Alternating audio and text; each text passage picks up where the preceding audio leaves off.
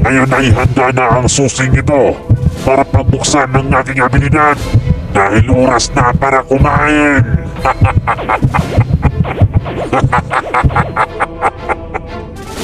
Kawawang mga mortal, kaya magpaalam na kayo sa isa't isa. Eto na! Yan ay isang dambuhalang halimaw na halaman. Yan ang dahilan kung bakit sila tinatawag na botanical weapon.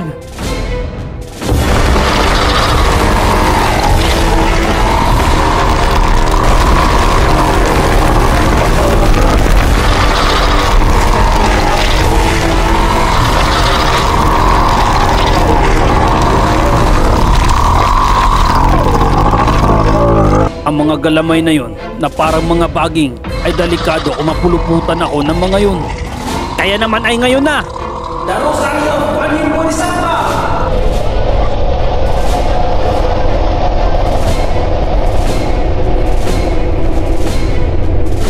Daro sa iyo! Panin mo ni Sapa!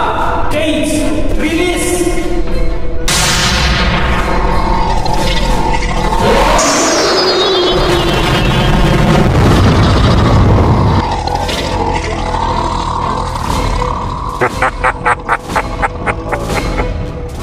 At ano naman ang magagawa ng mga bagay na yan? Madilaan ka nga nang malaman ang iyong lasa.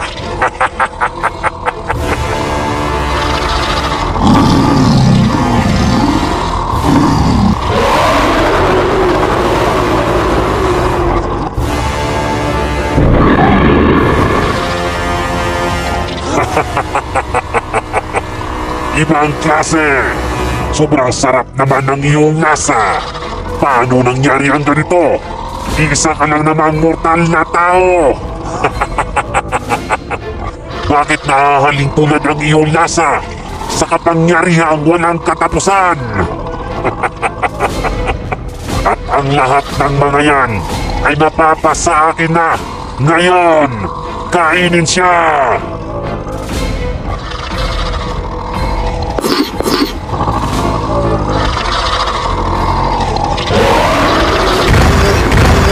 Ang kakayahan ng Guanyin Cage ay ang kulungin ang mga masasamang nilalang. Hanggat nakakaramdam ito ng masamang enerhiya, ay hindi nito hahayaang makagawa ng masama. Kaya hindi niya ako magawang kainin. Ano ang mangyayari? Bakit hindi ko magawang kainin ang mortal na yun? Eto ang unang bisis na ginamit ko ang Guanyin Cage sa totoong dambuhalang halimaw. Pero hindi ko akalain na ganito ka-epektibo ang kakayahang ito. Sayang ka talaga, Tandang Netero, kung natuklasan mo lang ang kakayahang ito. At marami pang kayang gawin ang abilidad mong ito. Bakit ako nakakaramdam ng pinsala? Paano siya nakagawa ng atake? O sa ganun ay wala naman na siya mga kamay? Judgment Vanisher! Ano ba talaga ang ginawa niya? Tumingin ka muna sa likuran mo!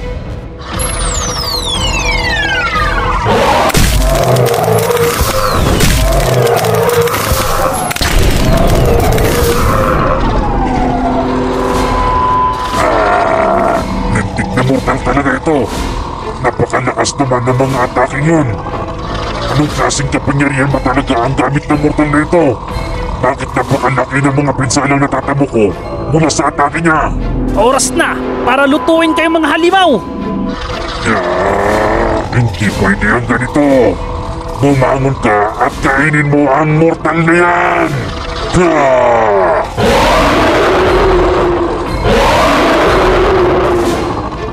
Sige lang, bumangon ka!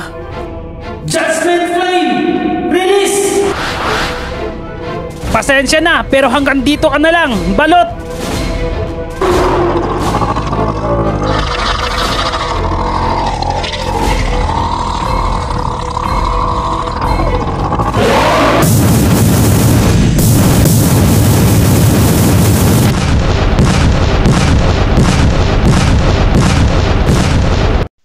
May sariling kapangyarihan din pala ang abilidad na yan.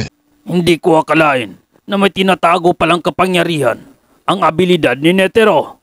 Pero bakit hindi niya man lang ginamit ang mga kapangyarihan na yan nung nilabanan niya ang hari ng Dark Continent na si Don Prix? Malaki sana ang tsansa na manalo siya sa laban nilang dalawa. Hindi lang basta apoy ang isang yan.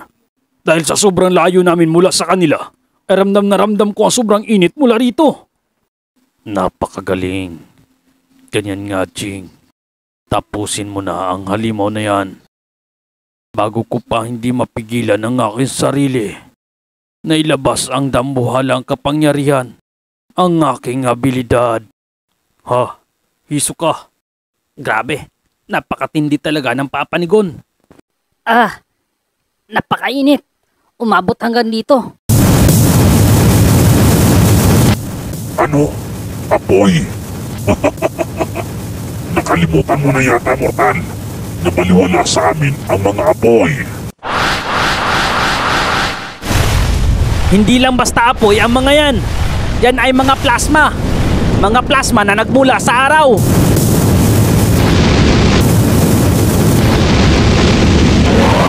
Ano? Ano ang nangyayari? Bakit nasusunog ang aking abilidad? Bakit kami tinatablan ng apoy na ito?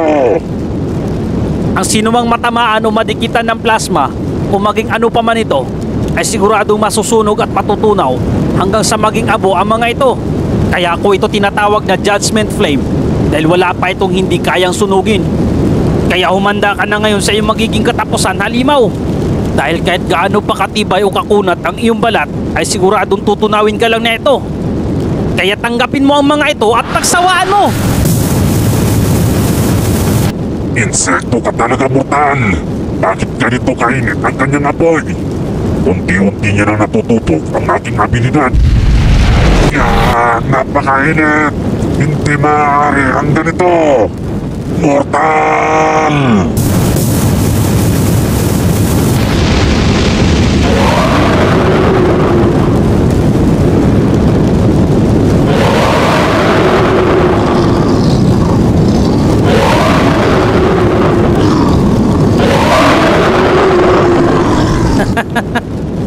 Ngayong nagamit niya na sa kanyang dambuhalang abilidad ang halos lahat ng kanyang lakas at kapangyarihan, ay sigurado na akong hindi niya na kayang gamitin pa ang Divine Shield and Secret Spirit. Kaya hindi na ako mahihirapan na tapusin siya.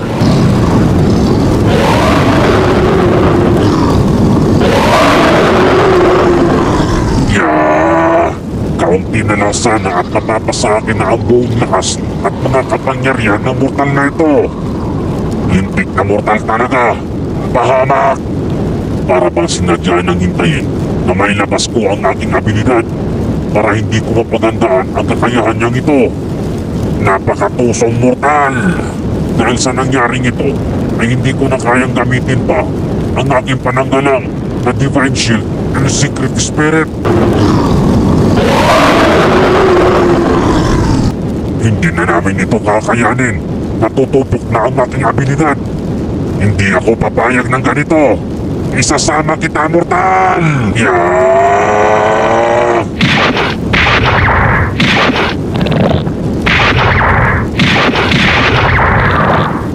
Ano naman kaya ang binabalak niya? May sapat na ba siyang lakas para makagawa ng pang-atake? Wala na akong magagawa. Hindi ko siya magawang atakihin ng harap-harapan. Kaya wala nang ibang paraan kung dito na lang.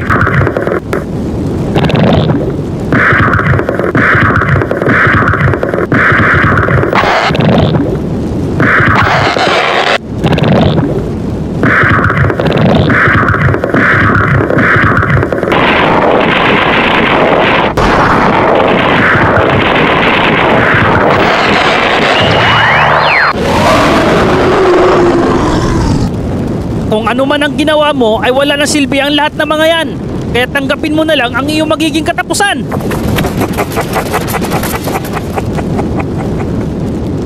Hangal na mortal. Katapusan nating dalawa.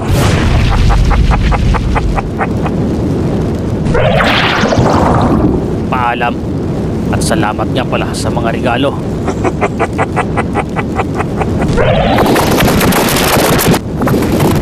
Ah! Baging! Pero paano ito nakalusot sa Guanyin Caves? Hindi ko akalain na sa ganitong paraan kita mahuhuli, mortal.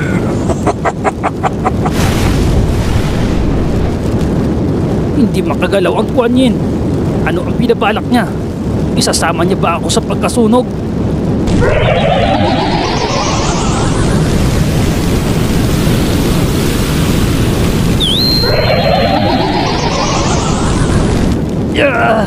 Hindi talaga makakilos ang Guanyin.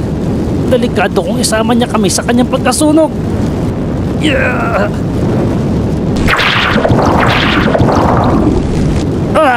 Ano? Tara na, mortal. Samahan mo ako sa kabilang mundo.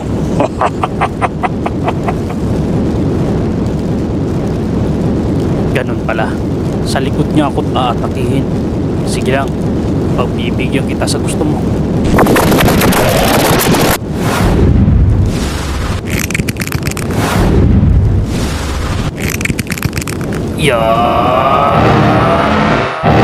Divine Shield!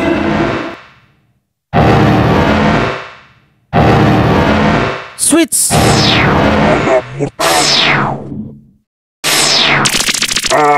Ano ang nangyayari? Bakit nagkapalit kami? Hindi! Tanggapin mo ang sarili mong atake!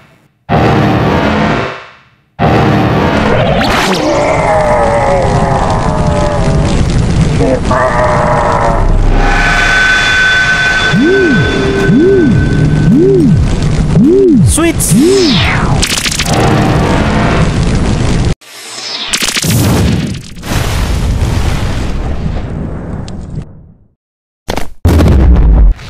Natapos din, pero kailangan namin makalayo kaagad.